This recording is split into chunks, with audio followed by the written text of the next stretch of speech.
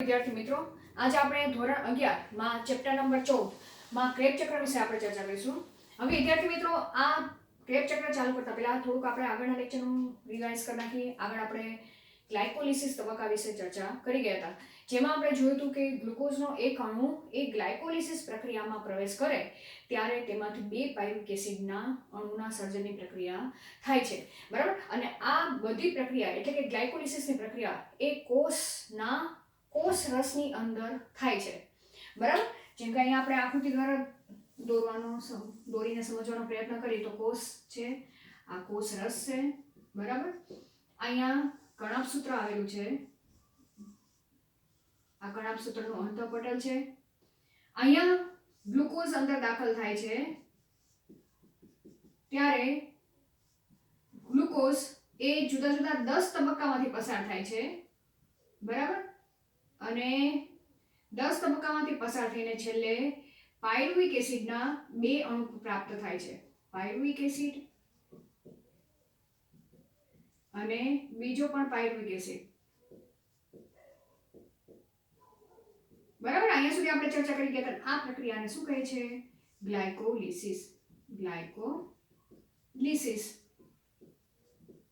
જે અજારકજીવી સજીવોના કોષોમાં તેમજ જારકજીવી સજીવોના કોષોમાં બંનેમાં સરખા જોવા મળે છે. હવે વાત આવી કે અહીં ગ્લુકોઝ 6 કાર્બન ધરાવે છે, પાયરુવેક એસિડના 2 અણુ ધરાવે, 2 અણુ મીન્સ કે 2 પાયરુવેક એસિડ મળે છે, જેની અંદર કાર્બનની સંખ્યા 3 કાર્બન રહેલા છે. એટલે અહીં તમે જોવા જાવ તો ગ્લાયકોલિસિસની પ્રક્રિયા દરમિયાન ગ્લુકોઝનું અંશતઃ પાચન થાય છે, બરાબર, કે અંશતઃ દહનની પ્રક્રિયા થાય છે. એટલે અહીં તમે જોશો તો CO2 હજી મુક્ત થયેલા નથી, કારણ કે આપણને પ્રકાશ સંશ્લેષણનું સૂત્ર ખબર છે કે જ્યારે શ્વસનનું સૂત્ર આપણને ખબર છે કે ગ્લુકોઝના દહનની પ્રક્રિયા થાય ત્યારે ગ્લુકોઝમાં રહેલા જેટલા કાર્બન છે એટલા જ ઓક્સિજનના અણુ વપરાય છે તેની દહનની પ્રક્રિયા દરમિયાન, અને એટલા જ CO2 મળે છે, મીન્સ કે CO2 બહાર છૂટા પડે છે અને તે આપણે ઉચ્છ્વાસની પ્રક્રિયા મારફતે બહાર કાઢીએ છીએ, બરાબર. તો ગ્લુકોઝમાં 6 કાર્બન રહેલા છે તો 6 CO2 છૂટા પડવા જોઈએ, બરાબર. હવે એ CO2 છૂટા પડવાની પ્રક્રિયા એ ક્યાં જોવા મળે છે? કણાભસૂત્રમાં. એટલે હવે જે બાકી પાયરુવેક એસિડ રહેલા છે તે પાયરુવેક એસિડના દહનની પ્રક્રિયા કણાભસૂત્રની અંદર કણાભસૂત્રમાં જોવા મળે છે, બરાબર. અહીં કણાભસૂત્રમાં 2 પ્રક્રિયા ઓપરેટ થશે. સૌથી પહેલા તો ક્રેબ ચક્ર એ કોષ કણાભસૂત્રના આધારકમાં જોવા મળશે. અહીંયા ક્રેબ ચક્ર ઓપરેટ થશે અને એમાંથી જે કોફેક્ટર તરીકે NADH છે, FADH છે, તેના ઓક્સિડેશનની પ્રક્રિયા એ કણાભસૂત્રના અંતઃપટલ ઉપર, બરાબર, અહીંયા અંતઃપટલ ઉપર ETS ચક્ર ચાલુ થશે અને તે પ્રક્રિયા દરમિયાન ગ્લુકોઝના શ્વસનની પ્રક્રિયા દરમિયાન છૂટા પડેલા જેટલા કોફેક્ટર છે, NADH હોય કે FADH હોય, તેના ઓક્સિડેશનની પ્રક્રિયા અહીંયા થાય છે અને તેમાંથી ATP મુક્ત થાય છે. તો અહીં ટોટલ આપણે આટલી પ્રક્રિયા ચર્ચા કરવાની છે, બરાબર. તો આજે આપણે ચર્ચા કરીશું ક્રેબ ચક્ર. હવે સૌથી પહેલા તો કોષ રસમાં જે ઉત્પન્ન થયેલા પાયરુવેક એસિડ છે, 2 પાયરુવેક એસિડ છે, તો બંને પાયરુવેક એસિડ કણાભસૂત્રની અંદર દાખલ તો થઈ જાય છે, બરાબર. આ કણાભસૂત્ર છે, આ કણાભસૂત્ર છે, બરાબર, કણાભસૂત્ર. અહીં પાયરુવેક એસિડ દાખલ થશે, પાયરુવેક એસિડ, પણ પાયરુવેક એસિડ એ ડાયરેક્ટ પ્રક્રિયામાં એટલે કે ક્રેબ ચક્રમાં દાખલ થઈ શકશે નહીં, કારણ કે પાયરુવેક એસિડ એક જટિલ અણુ છે, બરાબર. એની અંદર 3 કાર્બન છે. પહેલા તો તે તેના સરળ સ્વરૂપમાં રૂપાંતર થશે, જેમ કે એસિટાઇલ કોએમાં રૂપાંતર થશે અને ત્યારબાદ એસિટાઇલ કોએ એ ક્રેબ ચક્રમાં દાખલ થશે. દરેક પાયરુવેક એસિડ એક ક્રેબ ચક્ર સાયકલમાં ઓપરેટ દાખલ થશે. એવી રીતના 2 પાયરુવેક એસિડ છે તો 2 ક્રેબ ચક્ર સાયકલ કણાભસૂત્રની અંદર ચાલુ થશે, બરાબર. તો એટલું યાદ રાખવાનું કે ગ્લુકોઝના એક અણુના દહનની પ્રક્રિયા દરમિયાન છૂટા પડેલા બંને પાયરુવેક એસિડ 2 ક્રેબ સાયકલમાં દાખલ થાય છે, બરાબર વિદ્યાર્થી મિત્રો? તો અત્યારે આપણે એક જ પાયરુવિક એસિડ જ્યારે ક્રેબ ચક્રમાં દાખલ થાય છે ત્યારે કઈ કઈ પ્રક્રિયાઓ જોવા મળે છે, બરાબર? તે દરમિયાન કેટલા કોફેક્ટર તરીકે NADH છૂટા પડે છે, FADH છૂટા પડે છે, તેમજ ATP કેટલા મળે છે આ ચક્ર દરમિયાન, તેના વિશે ચર્ચા કરશું. જેટલા ATP મળશે એટલું જ બીજું ક્રેબ ચક્ર બીજા પાયરુવિક એસિડ સાથે ઓપરેટ થશે, બરાબર? અને પછી ટોટલ આપણે કેલ્ક્યુલેશન કરશું કે એક ગ્લુકોઝના દહનથી કેટલા ATP પ્રાપ્ત થાય છે, બરાબર વિદ્યાર્થી મિત્રો? તો હવે આપણે ક્રેબ ચક્ર વિશે ચાલુ કરીએ. ક્રેબ ચક્ર ચાલુ કરતા પહેલા જે પાયરુવિક એસિડ છે તે પાયરુવિક એસિડ, બરાબર, તેની સાથે એક કોફેક્ટર A જોડાશે એટલે સહ ઉત્સેચક, બરાબર, જેને આપણે શું કીધું છે, કો A નામ આપેલું છે, બરાબર? કોફેક્ટર A શું બોલવામાં આવે છે, કોફેક્ટર A. અને તેની સાથે સાથે NAD+ જે કોફેક્ટર છે, બરાબર, કે જે સહ ઉત્સેચક છે તે પણ ભાગ ભજવશે અને તે હાઇડ્રોજન ગ્રાહક તરીકે વર્તે છે અહીં, બરાબર? તો અહીં આ પાયરુવિક એસિડમાં આપણને સૂત્ર ખબર છે CH3C double bond O C double O minus, બરાબર? પાયરુવિક એસિડ જે આપણને મળેલું હતું અહીંયા તેના વિશે લખ્યું, બરાબર? તેની સાથે એસિટાઇલ કોફેક્ટર A જોડાશે, NAD+ જોડાશે. તો તે પ્રક્રિયા દરમિયાન ડી કાર્બોક્સિલેશનની પ્રક્રિયા થાય છે. યાદ રાખજો, ડી કાર્બોક્સિલેશન, ડી એટલે કે દૂર થવું અને કાર્બોક્સિલેશન એટલે CO2 નું દૂર થવાની પ્રક્રિયા. તો અહીં બે પ્રક્રિયા થાય છે, ડી કાર્બોક્સિલેશન અને ડીહાઇડ્રોજિનેશન. હાઇડ્રોજિનેશન આ પ્રક્રિયાનું નામ લખેલું છે, બરાબર? ઉત્સેચકનું નામ નથી, પ્રક્રિયાનું નામ છે. તો ડી કાર્બોક્સિલેશન એટલે શું થવું, CO2 દૂર થવાની પ્રક્રિયા. ડીહાઇડ્રોજિનેશન એટલે એટલે શું થાય છે, પાયરુવિક એસિડનું ઓક્સિડેશન થાય છે. મુક્ત થતો હાઇડ્રોજન એ NAD+ દ્વારા સ્વીકારાય છે. તો અહીંયાથી શું મુક્ત થશે, હાઇડ્રોજન મુક્ત થશે. એ હાઇડ્રોજન NAD+ દ્વારા સ્વીકારાય છે અને NADH ના નિર્માણની પ્રક્રિયા થાય છે. તો આ પ્રક્રિયા દરમિયાન એક NADH નો અણુ બને છે. જો તમારે ઉત્સેચકનું નામ લખવું હોય તો ઉત્સેચકનું નામ આપણે ઉત્સેચકીય વર્ગીકરણ દ્વારા આપણને નામકરણ કરતા આવડે છે કે જ્યારે ડીહાઇડ્રોજિનેશનની પ્રક્રિયા થાય તો તે પ્રક્રિયામાં ભાગ ભજવતા ઉત્સેચકને ડીહાઇડ્રોજિનેઝ લખવામાં આવે છે. અને પ્રોડક્ટ અહીં કોણ છે, પાયરુવિક એસિડ છે. તો શું લખાશે ઉત્સેચકનું નામ, પ્રક્રિયકના નામ ઉપરથી પાડવામાં આવે છે, પાયરુવેટ ડીહાઇડ્રોજિનેઝ. જેમાંથી હાઇડ્રોજન દૂર થવાની પ્રક્રિયા થાય છે ને એ પ્રક્રિયકનું નામ તમારે લખવાનું, બરાબર? તો અહીંયા ઉત્સેચકનું નામ આપણે લખી પાયરુવેટ ડીહાઇડ્રોજિનેઝ. પાછળ એઝ આવે એટલે તે શું હશે, ઉત્સેચક હશે, બરાબર? હવે શું બનશે, એસિટાઇલ CoA, જેની અંદર કેટલા કાર્બન હશે, 2 કાર્બન, કારણ કે એક કાર્બન અહીંયા છૂટો પડી ગયો. પાયરુવિક એસિડમાં કેટલા કાર્બન છે, 3 કાર્બન છે, બરાબર? તો એક અહીંયા છૂટો પડી જાય, બાકી શું વધ્યું, 2 કાર્બન વાળો સમૂહ જેને એસિટાઇલ કોફેક્ટર એ અહીંયા જોડાઈ ગયો છે એટલે નામ આવશે એસિટાઇલ CoA. અહીંયા શું બની ગયું, એસિટાઇલ CoA. હવે આ એસિટાઇલ CoA એક ક્રેબ ચક્રમાં દાખલ થાય છે, બરાબર? તો હવે તમારો ક્રેબ ચક્રનો તબક્કો ચાલુ થાય છે. ચાલો અહીંયા સુધી એસિટાઇલ CoA સુધી ખ્યાલ આવી ગયો. હવે એસિટાઇલ CoA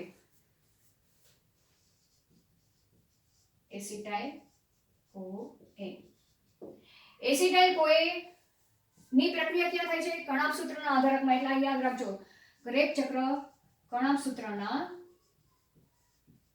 આધારકમાં થાય છે, બરાબર? હવે આ એસિટાઇલ CoA જેની અંદર 2 કાર્બન છે તે ઓક્ઝેલો એસિટિક એસિડ સાથે જોડાય છે, બરાબર? OA જે ગ્રાહક તરીકે મીન્સ કે જે પ્રક્રિયક તરીકે વર્તે છે, બરાબર? એસિટાઇલ કોઈ સાથે જોડાશે અને આને ઓક્ઝેલો એસિટિક એસિડ જેની અંદર 4 કાર્બન છે, બરાબર.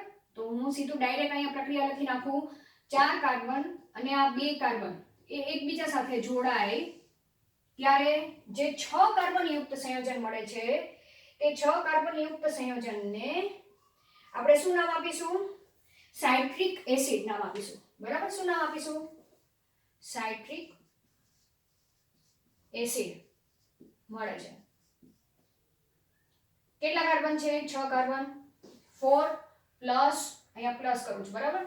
2 કાર્બન જે અહીંયા દાખલ કરતું દેખાડું છું અને સાઇટ્રિક એસિડનો અણુ બને છે 6 કાર્બન, બરાબર. તેથી ક્રેબ ચક્રને સિટ્રિક એસિડ ચક્ર તરીકે પણ ઓળખવામાં આવે છે, કારણ કે અહીં સ્થાયી નિપજ, જેમ આપણે C3 પથમાં શું જોયું હતું, જે સ્થાયી નિપજ મળે છે તેના આધારે તે ચક્રને C3 પથ C4 પથ આપવામાં આવેલું હતું પ્રકાશ સંશ્લેષણમાં.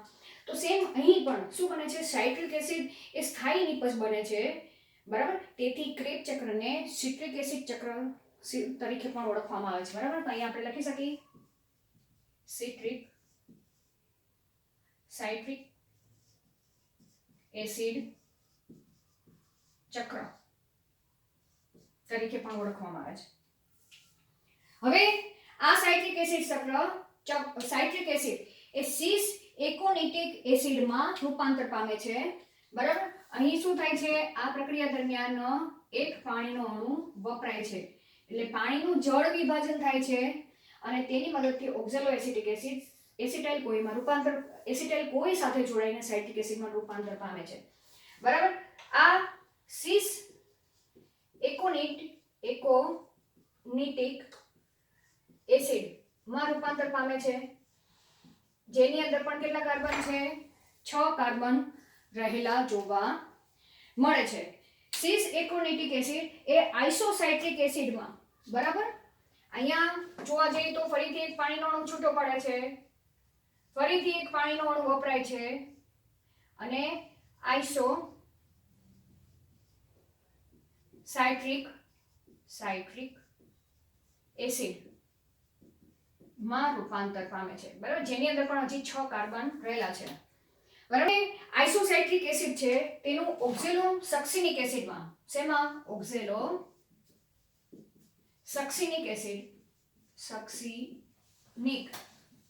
એસિડમાં રૂપાંતર પામે છે, જેની અંદર પણ હજી કેટલા કાર્બન છે? 6 કાર્બન છે. એટલે અહીં તમે જોવા જાવ તો હજી કાર્બન ડાયોક્સાઇડ મુક્ત થયો નથી, પરંતુ આ પ્રક્રિયા દરમિયાન આઇસોસાઇટ્રિક એસિડ છે તેનું ઓક્સિડેશન થાય છે, એટલે કે તેમાંથી હાઇડ્રોજન મુક્ત થાય છે અને મુક્ત થયેલો હાઇડ્રોજન એ NAD ગ્રાહક સાથે જોડાશે અને NADH ના નિર્માણની પ્રક્રિયા થાય છે, બરાબર. તો હું અહીંયા આ રીતે લખી નાખું.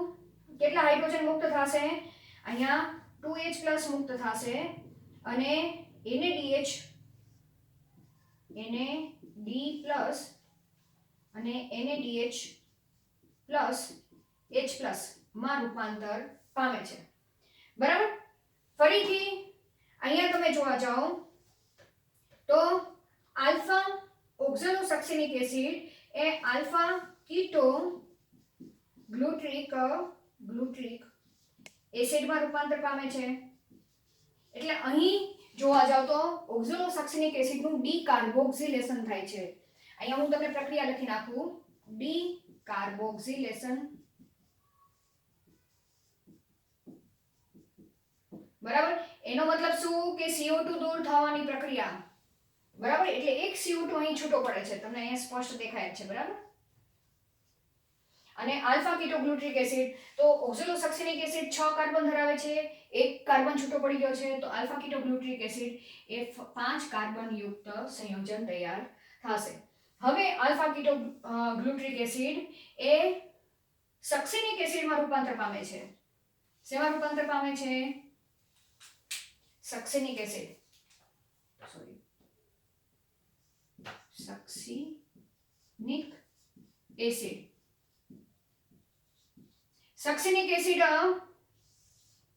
એ કેટલા કાર્બન વાળું સંયોજન છે? 4 કાર્બન વાળું સંયોજન. તો હવે એના ઉપરથી તમને ખ્યાલ આવી જાય કે આ જે 5 કાર્બન છે, અહીંયા કઈ પ્રક્રિયા થઈ હશે? કાર્બોક્સિલેશનની પ્રક્રિયા, કાર્બોક્સિલેશન ની ક્રિયા, બરાબર. એની સાથે સાથે આલ્ફા કીટોગ્લુટારિક એસિડ નું ઓક્સિડેશનની પ્રક્રિયા થાય છે, એટલે કે હાઇડ્રોજન દૂર થવાની પ્રક્રિયા થાય છે. એટલે કઈ પ્રક્રિયા કહેવાશે? ડિહાઇડ્રોજિનેશનની પ્રક્રિયા પણ થાય છે, બરાબર. ડિહાઇડ્રોજિનેશનની પ્રક્રિયા.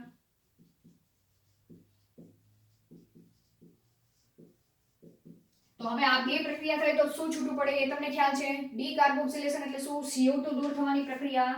તો અહીંયા એક CO2 અહીંયા છૂટો પડે છે, CO2, બરાબર. ડિહાઇડ્રોજિનેશન એટલે શું? એક હાઇડ્રોજન મુક્ત થવાની પ્રક્રિયા 2H+. તો આ શેના દ્વારા સ્વીકારાશે? NAD+ માંથી NADH+H બનવાની પ્રક્રિયા થશે, બરાબર વિદ્યાર્થી મિત્રો. અને શું બને છે? સક્સેનિક એસિડ બને છે. હવે આ પ્રક્રિયા દરમિયાન કણાભ સૂત્રના આધારકમાં રહેલો જીટીપી છે એ જીડીપી માં રૂપાંતર પામે છે, બરાબર. જીટીપી એટલે શું? ગોનેડોટ્રોપિક ગ્વાનોસિન ટ્રાઇફોસ્ફેટ તરીકે તેને ઓળખવામાં આવે છે, બરાબર. તો અહીંયા આપણે લખવા જઈએ જીટીપી માંથી જીડીપી પ્લસ અકાર્બનિક ફોસ્ફરસ છૂટો પડે છે. અને છૂટો પડેલો અકાર્બનિક ફોસ્ફરસ એ એડીપી સાથે જોડાય છે અને એટીપી બને છે. એટલે વિદ્યાર્થી મિત્રો અહીંયા તમે જોશો તો ડાયરેક્ટ એટીપી બનતી નથી, પણ પેલા જીટીપી માંથી જીડીપી બને છે. આ ફોસ્ફરસ છૂટો પડ્યો અહીંયાથી, બરાબર. આ ફોસ્ફરસ છૂટો પડ્યો અને આ ફોસ્ફરસ એ કોની સાથે જોડાય છે? એડીપી સાથે જોડાશે. આ ફોસ્ફરસ અહીંયા જોડાશે અને એટીપી નો એક અણુ, બરાબર. એટીપી શુદ્ધ ફોર્મમાં એટીપી નો એક અણુ અહીં પ્રાપ્ત થાય છે. તો આ તમારે સિક્વન્સ યાદ રાખવી પડશે, બરાબર. અહીં શું થાય છે? જીટીપી નું ડી ફોસ્ફોરીકરણની પ્રક્રિયા, એટલે કે તેમાંથી ફોસ્ફરસ દૂર થવાની પ્રક્રિયા થાય છે અને એટીપી બનવાની પ્રક્રિયા થાય છે, એટલે કે ફોસ્ફોરીકરણની પ્રક્રિયા થતી જોવા મળે છે. તો વિદ્યાર્થી મિત્રો તમારે યાદ રાખવાનું કે આલ્ફા કીટોગ્લુટારિક એસિડમાંથી સક્સિનિક એસિડ બને ત્યારે ત્રણ પ્રક્રિયા જોવા મળે છે. ડી કાર્બોક્સિલેશનની પ્રક્રિયા, ડિહાઇડ્રોજિનેશનની પ્રક્રિયા અને ફોસ્ફોરીકરણની પ્રક્રિયા થતી જોવા મળે છે. આ ત્રણેય પ્રક્રિયા દરમિયાન CO2 છૂટો પડે છે. ડિહાઇડ્રોજિનેશન દરમિયાન હાઇડ્રોજન છૂટો પડે છે, એટલે કે આલ્ફા કીટોગ્લુટારિક એસિડનું ઓક્સિડેશન થાય છે અને NAD+ નું રિડક્શન થાય છે, NADH2 બને છે. ફોસ્ફોરીકરણની પ્રક્રિયા દરમિયાન એટીપી બને છે, પણ એટીપી શેમાંથી બને છે?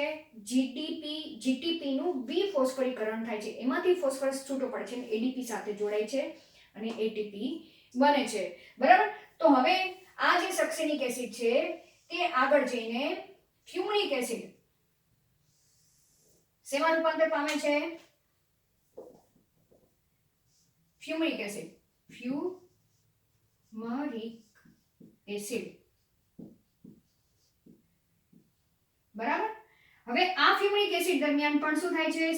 ફ્યુમરિક એસિડ એટલે કેટલા કાર્બન? 4 કાર્બન યુક્ત સંયોજન, બરાબર વિદ્યાર્થી મિત્રો. કેટલા છે? 4 કાર્બન યુક્ત સંયોજન ફ્યુમરિક એસિડ. આ પ્રક્રિયા દરમિયાન પણ સક્સિનિક એસિડનું ઓક્સિડેશન થાય છે, હાઇડ્રોજન છૂટું પડે છે, એટલે કે ડિહાઇડ્રોજિનેશનની પ્રક્રિયા થાય છે. તો અહીંયા તમે લખી નાખો ડિહાઇડ્રોજિનેશન, ડિહાઇડ્રોજિનેશનની ક્રિયા. તો એનો મતલબ શું? બે હાઇડ્રોજન છૂટા પડે છે. કોના દ્વારા સ્વીકારાય છે? FAD દ્વારા સ્વીકારાય છે અને FAD+ બને છે, FADH બને છે. ખ્યાલ આવી ગયો? +H+ બને છે, એટલે કે FADH2 બને છે, બરાબર વિદ્યાર્થી મિત્રો. હવે વાત આવી કે ફ્યુમરિક એસિડ એ આગળ જઈને મેલિક એસિડમાં રૂપાંતર પામે છે. શેમાં? મેલિક એસિડ. મેલિક એસિડ દરમિયાન અહીંયા એક પાણીનો અણુ પણ વપરાય છે અને મેલિક એસિડ એ ઓક્ઝેલો એસિટિક એસિડમાં, આ શું છે? ઓક્ઝેલો એસિટિક એસિડ એસિડમાં રૂપાંતર પામે છે, બરાબર. એટલે અહીંયા તમે જોવા જશો તો ઓક્ઝેલો એસિટિક એસિડ જે વપરાણો હતો ક્રેબ ચક્ર દરમિયાન એ પાછો પુનઃ પ્રાપ્ત થાય છે, બરાબર. અહીંયા મેલિક એસિડ પણ 4 કાર્બન યુક્ત સંયોજન છે. મેલિક એસિડનું ઓક્ઝેલો એસિટિક એસિડમાં રૂપાંતર દરમિયાન પણ મેલિક એસિડનું ઓક્સિડેશન થાય છે અને ઓક્ઝેલો એસિટિક એસિડ બને છે. તો અહીં પણ ડિહાઇડ્રોજિનેશનની પ્રક્રિયા થાય છે. ડિહાઇડ્રોજિનેશન ની ક્રિયા, બરાબર. એટલે 2H+ મુક્ત થાય છે. એ કોના દ્વારા સ્વીકારાશે? NAD એ પ્લસ દ્વારા સ્વીકારાય છે અને NADH+H ના નિર્માણની પ્રક્રિયા થાય છે. અને આ શું છે? ક્રેબ ચક્ર.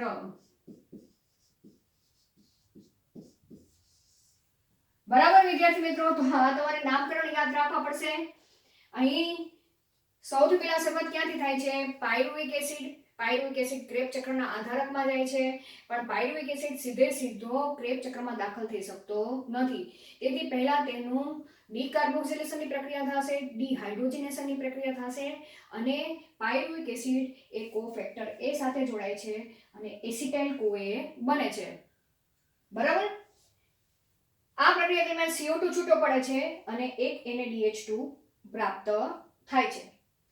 હવે આ જે એસિટાઇલ CoA છે એ કણાભસૂત્રના આધારકમાં રહેલા ઓક્ઝેલો એસિટિક એસિડ સાથે જોડાય છે, જે 4 કાર્બન યુક્ત સંયોજન છે. એસિટાઇલ CoA 2 કાર્બન યુક્ત સંયોજન છે. બંને એકબીજા સાથે જોડાય છે. તે સમય દરમિયાન પાણીનું જળ વિભાજન થાય છે, બરાબર. અને સાઇટ્રિક એસિડ 6 કાર્બન યુક્ત સાઇટ્રિક એસિડ પ્રોડક્ટ પ્રાપ્ત થાય છે. આ સાઇટ્રિક એસિડ એ પ્રાથમિક સ્થાયી નિપજ બને છે, તેથી આ ચક્રને સાઇટ્રિક એસિડ ચક્ર તરીકે પણ ઓળખવામાં આવે છે. હવે 6 કાર્બનયુક્ત સાઇટ્રિક એસિડ માંથી સિસ એકોનિટિક એસિડ બને છે. એક પાણીનો અણુ છૂટો પડે છે. સિસ એકોનિટિક એસિડ એ સમય દરમિયાન પાણીના અણુનું ફરીથી જળ વિભાજન થાય છે અને આઇસોસાઇટ્રિક એસિડ બને છે. આઇસોસાઇટ્રિક એસિડનું ઓક્સિડેશન થાય છે અને 2 હાઇડ્રોજન છૂટા પડે છે. છૂટા પડેલા હાઇડ્રોજન NAD ગ્રાહક સાથે જોડાય છે અને NADH2 બને છે. આઇસોસાઇટ્રિક એસિડ ઓક્ઝેલો સક્સિનિક એસિડમાં રૂપાંતર પામે છે. ઓક્ઝેલો સક્સિનિક એસિડ એ આલ્ફા કીટોગ્લુટ્રિક એસિડમાં રૂપાંતર પામે છે. તે પ્રક્રિયા દરમિયાન પણ એક CO2 નો અણુ છૂટો પડે છે, જેને ડીકાર્બોક્સિલેશનની ક્રિયા કહે છે. આલ્ફા ગ્લુટ્રિક એસિડ એ 5 કાર્બનયુક્ત સંયોજન છે.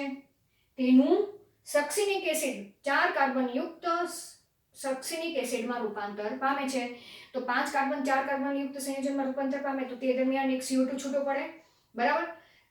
તે ઉપરાંત આલ્ફા કીટોગ્લુટ્રિક એસિડનું ઓક્સિડેશનની પ્રક્રિયા પણ થાય છે, એટલે છૂટો પડેલો હાઇડ્રોજન NAD ગ્રાહક સાથે જોડાય છે, NADH2 બને છે. અને અહીં આ પ્રક્રિયા દરમિયાન પણ ઊર્જાની આવશ્યકતા પડે છે, બરાબર. એટલા માટે ઊર્જા છૂટી પડે છે અને છૂટી પડેલી ઊર્જા એ ATP ના નિર્માણમાં થાય છે, પરંતુ અહીં સૌથી પહેલા તો GTP માંથી GDP બને છે અને છૂટો પડેલો અકાર્બનિક ફોસ્ફરસ એ ADP સાથે જોડાય છે અને ATP બને છે. તો શુદ્ધ ATP ના નિર્માણની પ્રક્રિયા એક છે, બરાબર. હવે સક્સિનિક એસિડ એ ફ્યુરિક એસિડમાં રૂપાંતર પામે છે. તે પ્રક્રિયા દરમિયાન પણ સક્સિનિક એસિડનું ઓક્સિડેશન થાય છે, એટલે કે ડિહાઇડ્રોજિનેશનની પ્રક્રિયા થાય છે અને છૂટા પડેલા 2H+ FAD ગ્રાહક સાથે સ્વીકારાય છે અને FADH2 બને છે, કોફેક્ટર, બરાબર. હવે ફ્યુરિક એસિડનું પાણીની હાજરીમાં શું થાય છે? મેલિક એસિડમાં રૂપાંતર થાય છે. મેલિક એસિડ નું ઓક્સિડેશન થાય છે અને તે ઓક્ઝેલો એસિટિક એસિડમાં પુનઃ પ્રાપ્ત થાય છે. જે વપરાણ હતો તે ફરીથી પ્રાપ્ત થયો છે.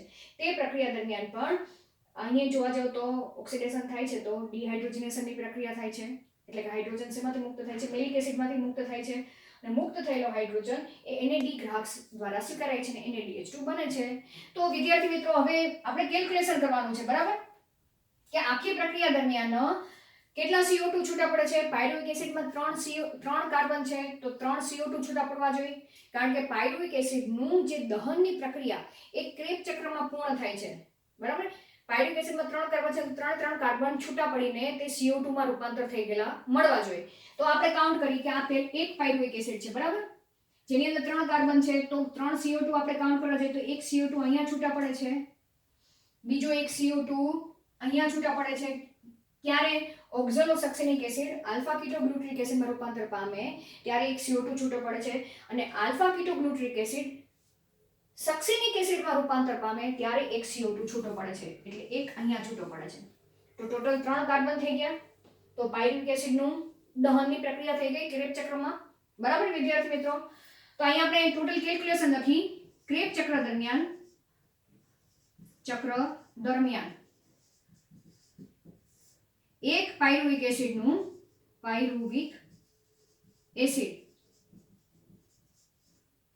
નું દહન થાય છે. બરાબર?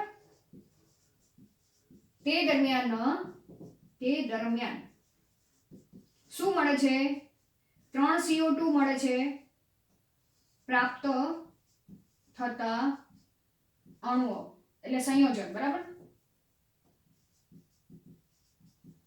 શું મળે છે આપણને? 3 CO2 મળે છે. બરાબર? પછી NaDH2 કેટલા મળે છે? તો એક NaDH2 અહીંયા મળે છે. બરાબર વિદ્યાર્થી મિત્રો? એવી જ રીતના જોવા જાઓ તો અહીંયા 2H લખી. બરાબર? તો અહીંયા NaDH+H+ લખું છું. બરાબર? એક અહીંયા મળે છે, પછી એક અહીંયા મળે છે, 2, એક અહીંયા મળે છે, 3. બરાબર? પછી એક અહીંયા મળે છે, 4, અને એક પછી આ 2, આ 3 અને એક 4. બરાબર? ટોટલ કેટલા મળે છે? 4 NaDH2 મળે છે. બરાબર? એક પછી એક અહીંયા 2, પછી 3 અને 4. બરાબર? તો અહીંયા ટોટલ આપણે NaDH2 લખી નાખી.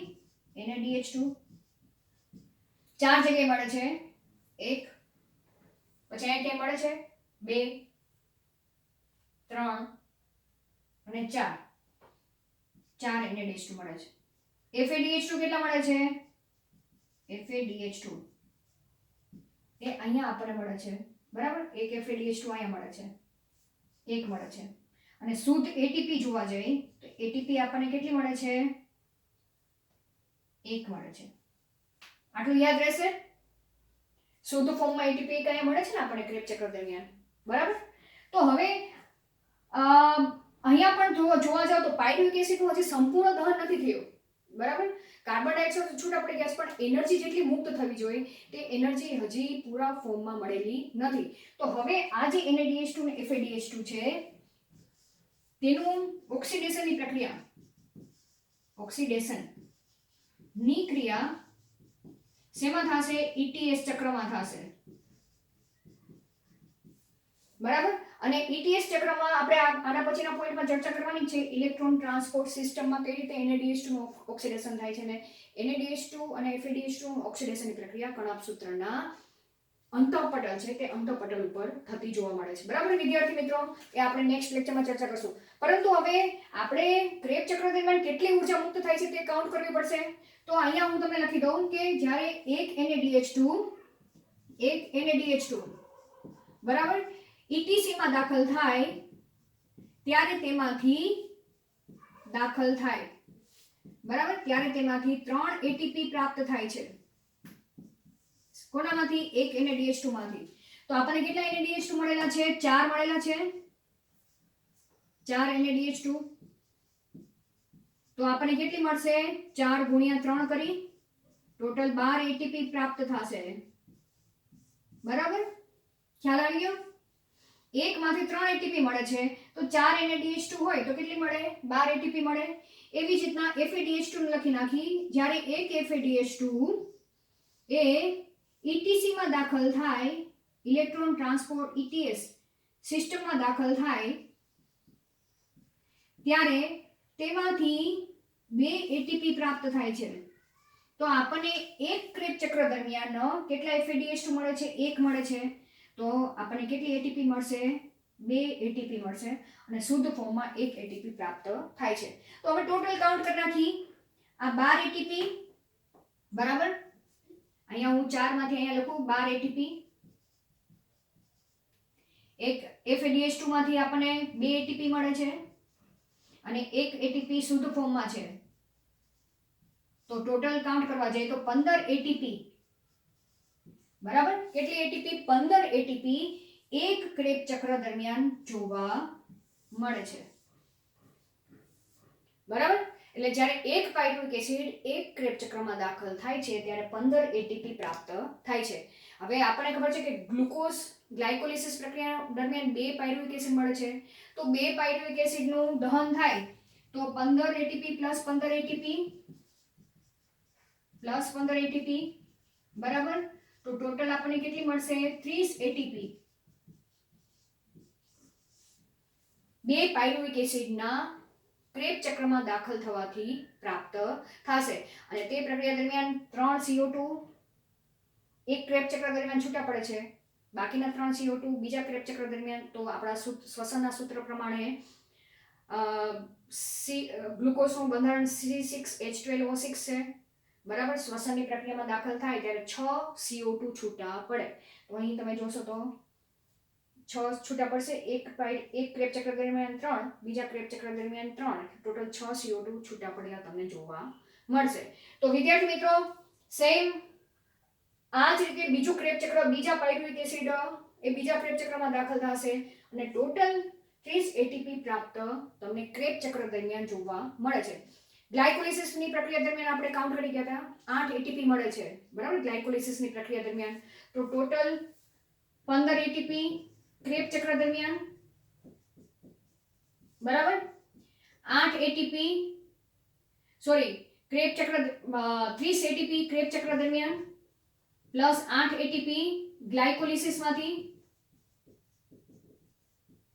બરાબર.